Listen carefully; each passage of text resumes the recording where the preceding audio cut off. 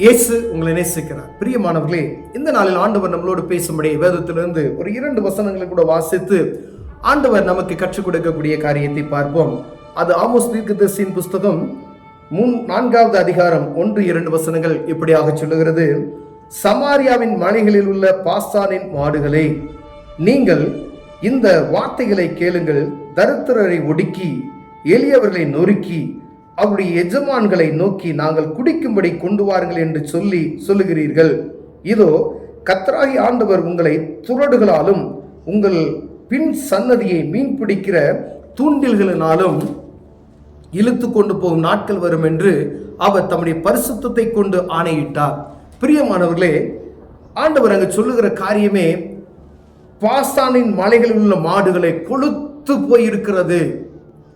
கொழுத்து போய் பணப்பெருமையினாலும் பயங்கர அசட்டை பண்ணி கொண்டு இருக்கிற அப்படிப்பட்டவர்களை பார்த்து அதில் உரைக்கப்படுகிறது மாடுகளே என்று ஆண்டவர் உரைக்கிறது எழுதி வைத்தப்பட்ட தீர்க்கதரிசி உரைக்கிறதை பார்க்க முடிகிறது. பிரியமானவர்களே, என்ன செய்யறாங்களாம்?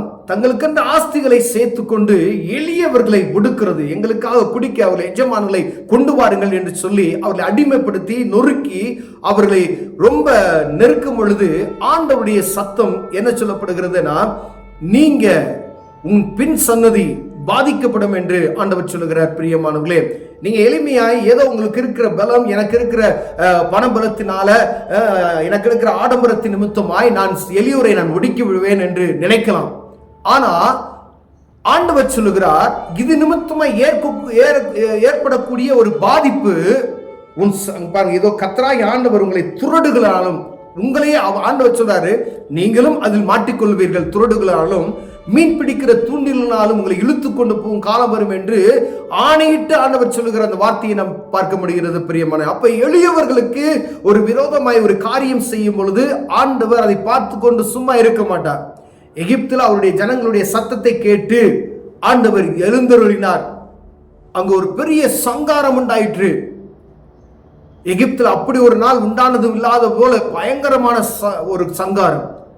அப்ப ஆண்டவருடைய பிள்ளைகளுக்கு, எளிமையாய் இருக்கிறவர்களுக்கு, யாரா இருந்தாலும் சரி, எளியவர்களுக்கு, தாழ்மையில் இருக்கிறவர்களுக்கு நீங்க ஏதாவது ஒரு காரியத்தை அவர்களுக்கு துரோகம் செய்ய வேண்டும், அவருடைய பொருட்களை இச்சித்துக் கொள்ள வேண்டும், அவருடைய வீடுகளை அபகரித்துக் கொள்ள வேண்டும். அநேக பேர் பாருங்களேன், பக்கத்துல ஒரு வீடு இருந்துச்சுன்னா அது என்ன செஞ்சிருவாங்க, அப்படியே எடுத்துக்கிறதுக்கு என்ன ஐடியாவோ அதை மாதிரி செய்வாங்க. இதுதான் ஆண்டவர் சொல்லுகிறார், எளியவருடைய காரியங்களில் ஒடுக்காதபடிக்கு எச்சரிக்கையா இருந்து கொள்ள அப்படின்னு சொல்லி. அநேக இடங்கள்ல அப்படி நடக்கிறது. வேதத்தில் அப்படிப்பட்ட ஒரு ராஜாவே என்ன செஞ்சிருக்காரு, அவருடைய தோட்டத்துக்கு பக்கத்துல எசபேலுடைய அந்த ஆலோசனை பிரகாரம் தன் ராஜாவே தன் மனைவியின் ஆலோசனைப்படி போய் ஒரு கொலை செய்து போடுகிறதை பார்க்க முடிகிறது. பிரியமலை, உடனே என்ன செய்யறது, ஆண்டவருடைய சத்தம் அங்க கேட்க பார்க்க முடிகிறது. தேவ கோவாக்கின உடனே வருது. ஏன்னா அங்கு நடக்கப்பட்ட காரியம் உடனே ஆண்டவர் அதுக்கு ஒரு பதில கொடுக்கிறாரு. அப்ப எளியவர்களை ஒடுக்கும் பொழுது, எளியவர்களை நெருக்கக்கூடாது, அவர்களுக்கு உண்டான அவங்க ஒருவேளை பணத்தை எடுத்து வைத்துக் கொள்ளக்கூடாது, வேலை செய்கிறவர்களை துன்புறுத்தாதபடி கவனமா பாது. ஏன்னா அவங்களும் உங்களை மாதிரி வேலை செய்கிறவங்க தான். அப்ப எளியவர்களை அசட்டை பண்ணாதபடிக்கு இருக்கணும். 2 வஸ்திரம் இருந்தா 1 வஸ்திரத்தை கொடு அப்படின்னு சொன்னாரு. அப்ப எளியவர்கள் மீது அவ்வளவு கருசனை உள்ளவர்களா இருக்கிறார். இந்த சிறியவருக்கு நீ எதை செய்யறோ அது எனக்கே செய்தீர்கள் என்று ஆண்டவர் சொல்லுகிறார். பிரியமானவர்களே, உங்களோட கொஞ்சம் கீழே விதாருங்களா, அவங்களுக்கு எப்படி நேசிக்கணுமோ அப்படி நம்ம நேசிக்க கற்றுக்கொண்டோம் என்றால் அது ஆண்டவருக்கு செய்கிற ஒரு மகிமையான ஒரு காரியம். ஏன்னா ஆண்டவர் மகிமைப்படுகிறார் அதுல. இந்த எளியவர்களுக்கு நீ எதை செய்யறோ அது எனக்கே செய்தீர்கள் என்று சொல்லுகிறார். அப்ப எளிமையாய் இருக்கிறவர்களை நாம் அற்பமாய் எண்ணாதபடிக்கு, அசட்டை பண்ணாதபடிக்கு அவர்களை நாம் எவ்வளவு, ஒருவேளை உங்க கம்பெனில வேலை பார்க்கலாம், ஒருவேளை உங்க ஒரு எளியவர்களை குறித்து நீங்க அற்பமாய் நினைக்கலாம். அப்படிப்பட்டதான காரியம் எனக்குள்ள உங்களுக்குள்ள இருக்குமே. ஆனால் ஆண்டவர் நம்மளோடு பேசுகிறார். அவர்களை ஒடுக்குகிற ஒரு காரியம், ஒருவேளை நம்ம ஒடுக்கி கொண்டு இருக்கலாம், இல்ல அப்படிப்பட்டதான ஒரு சூழ்நிலைக்கு நேரம் நாம் தள்ளப்படலாம்.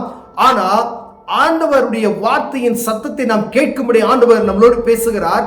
எப்பொழுதும் எளியவர்களை, ஒரு சாதாரணமான ஆள் தானே, இவர்களை அடிமைப்படுத்தி விடலாம், அடிமைப்படுத்தி நம் கருத்துல வச்சுக்கொள்ளலாம் அப்படின்னு நினைத்தோம் என்றால் ஆண்டவர் சொல்றார், உங்களை துறடுகளினாலே நான் என்ன செய்வேன், பிடிப்பேன்னு சொல்லி.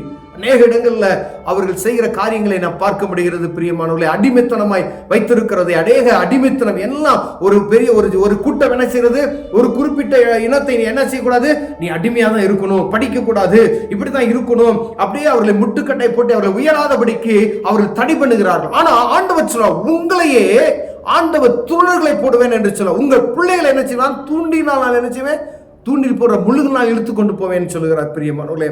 அப்ப ஆண்டவருடைய பிள்ளைகள் இதில் ஜாக்கிரதையா இருப்படி ஆண்டவருடைய பிள்ளைகளுக்கு இதை பேசுகிறார்.